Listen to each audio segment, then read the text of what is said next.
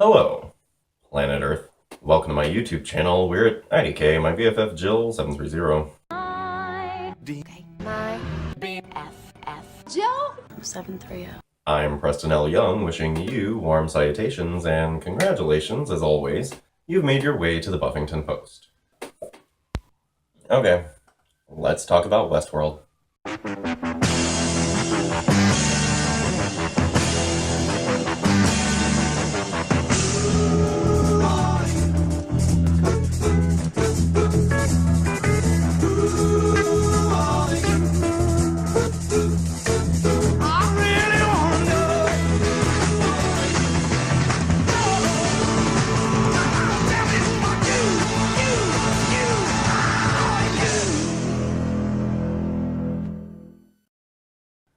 So, I'm not, mad at Westworld, per se, but I was disappointed.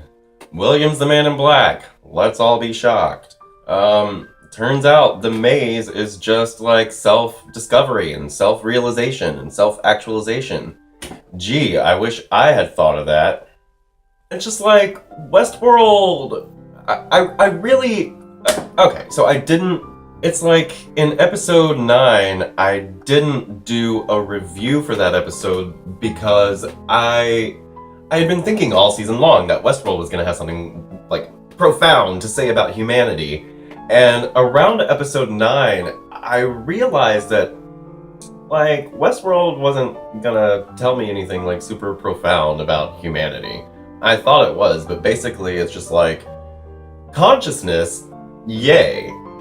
Humanity, not so much, and I get it, consciousness is great, and humanity can be super fucked up, but that's the reality we live in, and I guess I was expecting more, and that brings me to my next point, which is that my friend and I was arguing to him that, I felt like you shouldn't binge Westworld. I really like the discussion that goes on.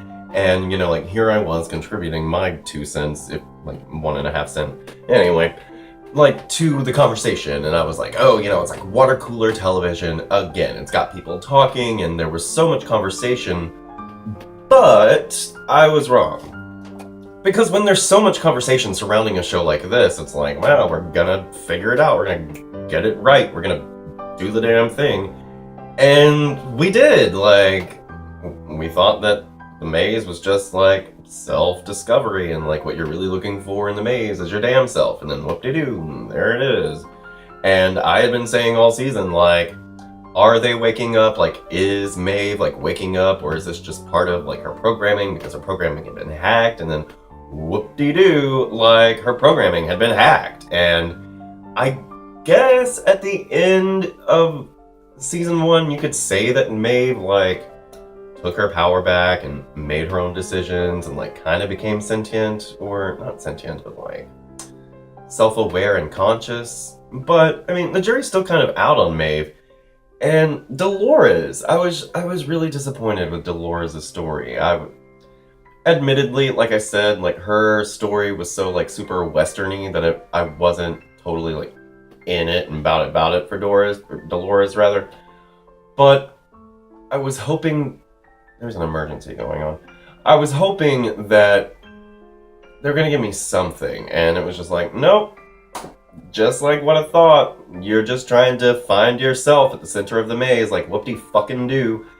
It just, again, I'm not mad at Westworld, I'm mad at myself, because it turns out if I had binged Westworld, then all of the theories and all of the grander ideas that were going on, you wouldn't have time for it. You'd just be okay, information, next episode. Oh, more information, next episode. And you can get excited and you could have glimmers of ideas and you could have those ideas, but since you're gonna binge through it and end it in 2 days, you don't have to stew in your ideas. You don't have to stew and sit and ponder and go online and see what everybody else is thinking. I don't go down the rabbit hole of Reddit, but I watch Suck Professor and the Beyond Westworld podcast and Shadow on TV. Well, no, not Beyond Westworld, but the Shadow on TV podcast and AfterBuzz and all this good stuff. Like, I was about it. Like, what do you guys think of Westworld? What do we think's going on? But like,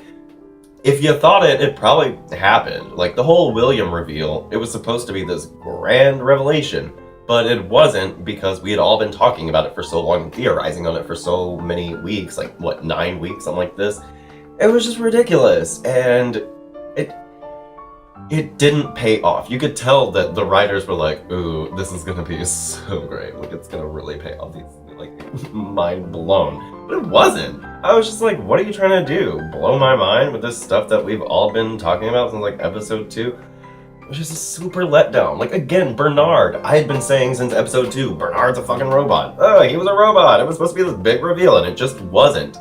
And so, I was wrong. Like, sorry, friend, but, you know, this is a show that would have benefited so much more from binging. And that's why Westworld did not win Best Series, like drama, at the Golden Globes, because it was a real letdown. And I know that some people are like, oh, Preston, you're just not, you don't get it. It's like, no, I get it, and I was getting it for a while. I just was hoping that the show would surprise me. And I have to say, like, Anthony Hopkins, I don't know if he's gonna be back for the next season. It looks like he's pretty fucking dead. But I mean, Anthony Hopkins, like, spoiler alert if you haven't seen the final episode of Lost, which is like, what are you doing with your life? Anyway, like, spoiler alert, at the end of Lost, like, there's this scene where Jack's dad comes in and he, like, explains away, like, everything that we've been doing in this, like, sideways universe, as they call it. And it's like, okay, like, okay, you're just gonna explain it all away. But that was after 6 seasons of this, like, what's going on with the fucking reality show? And at the end of this season, we have Anthony Hopkins, and he's basically playing Jack's dad from Lost. He's like, here's everything that's going on. Here's all the answers. And it's like, again, like, we could have inferred those answers. And for him to just kind of, like, come along and mansplain everything to us, it was like, really? We could have come to these conclusions. You didn't have to spell it out so neatly and completely with all your J's crossed and your J's dotted. It was really annoying, and it felt like the show was talking down to me, and I was so sure that this is a show that would never talk down to me because it's got this super high concept and these great high ideas, and here you go, talking down to me like I can't, like, figure this shit out for my damn self. And I get it, he's telling Dolores this, but wasn't he expecting Dolores to kind of, like, figure stuff out for her damn self? I don't know. It was so fucking ridiculous. And then, like, the Bicameral Mind. They had talked about the Bicameral Mind earlier in the season, about how, like, the programming was supposed to be, like, this inner monologue, and I kind of assumed, and I think they even said it back when they first brought it up. I haven't gone back to watch, but I believe they said it, and if they didn't, I just kind of inferred that, like, the inner monologue would eventually, like, they would hear their own voice in their programming, and then they could make decisions, because it was like you were thinking for yourself. Like, think for yourself, girl. And it was like, oh, that's what's going on. And Dolores was like, to find what I was truly after this whole time. To deal with myself. Yeah! Duh! Like, I've been shouting about that shit since, like, episode 6 or something. I was so disappointed with the finale of Westworld. You guys have no idea. I was so disappointed. It had its good moments. I liked, Maeve and Armistice and, I don't know, what's his fuck, trying to, like, get everybody down there. Like, that was neat. But at the same time, it's just like, okay, Maeve's programming was hacked, like I said. And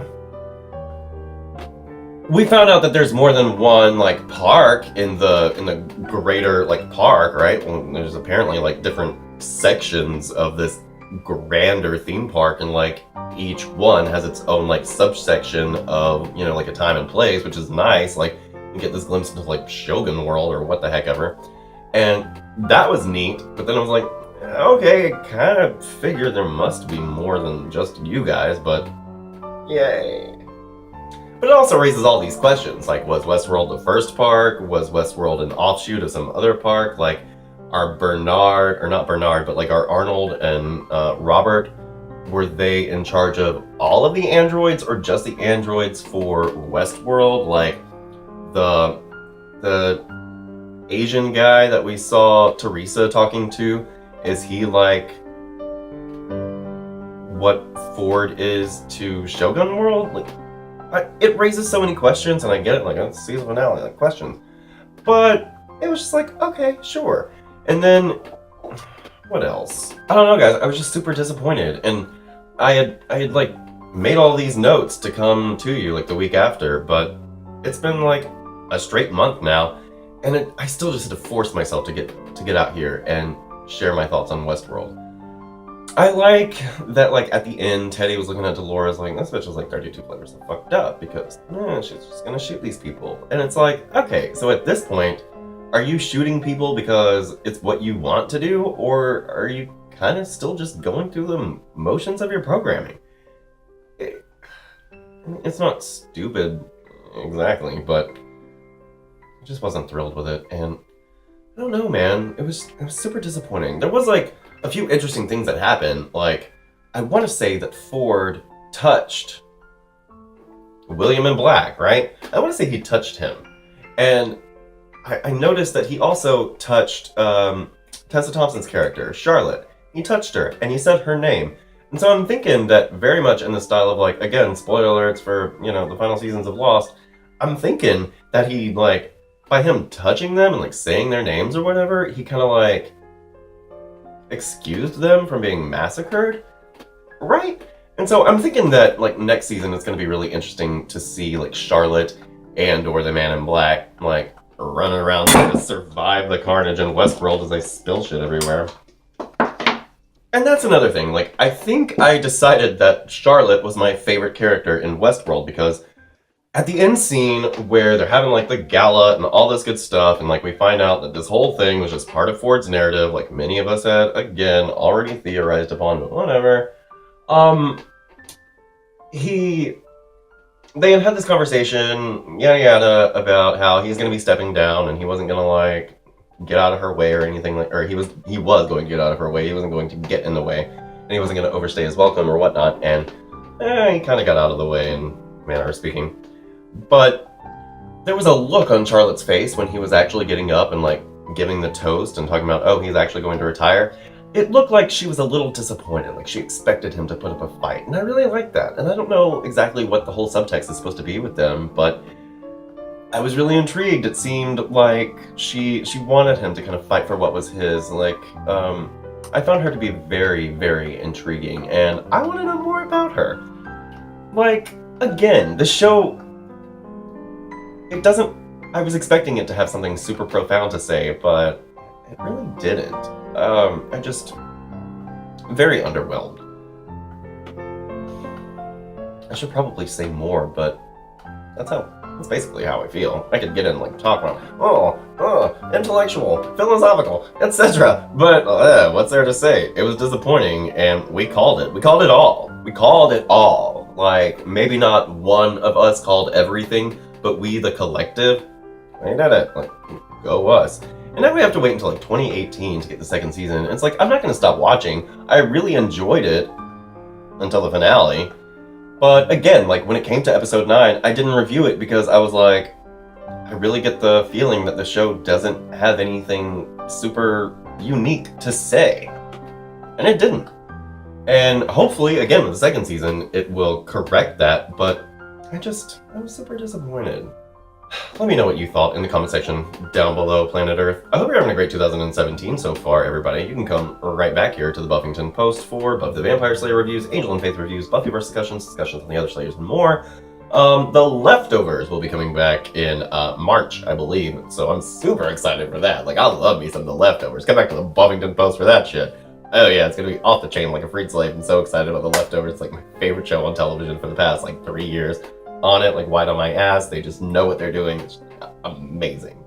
What else? Game of Thrones will be here. Buffy's coming out, like, a week and a half from now, or probably 2 weeks from now. So stay tuned for a review for that. I've got viewer feedback for Buffy the Vampire Slayer Season 11, issue number 2 coming up before issue 3 comes out. So also stay tuned for that. Planet Earth, were you as disappointed as I was, or am I just being, like, bougie dicky about it? Let me know down below. Have a great day today, and we'll see you next time. Bye. If I had a world of my own, everything would be nonsense. Nothing would be what it is, because everything would be what it isn't. And contrary-wise, what it is, it wouldn't be. And what it wouldn't be, it would. You see? Ow. In my world, you wouldn't say, meow. You'd say, yes, Miss Alice. Ow. Oh, but you would. You'd be just like people, Dinah. And all the other animals, too. Why, in my world, cats and rabbits would reside in fancy little houses and be dressed in shoes and hats and trousers. In a world of my own, all the flowers would have very extra special powers. They would sit and talk to me for hours when I'm lonely in a world of my own. There'd be new birds, lots of nice and friendly howdy-do birds. Everyone would have a dozen bluebirds within that world of my own. I could listen to a babbling brook and hear a song that I could understand. I keep wishing it could be that way, because my world would be a wonderland. My BFF Joe 730.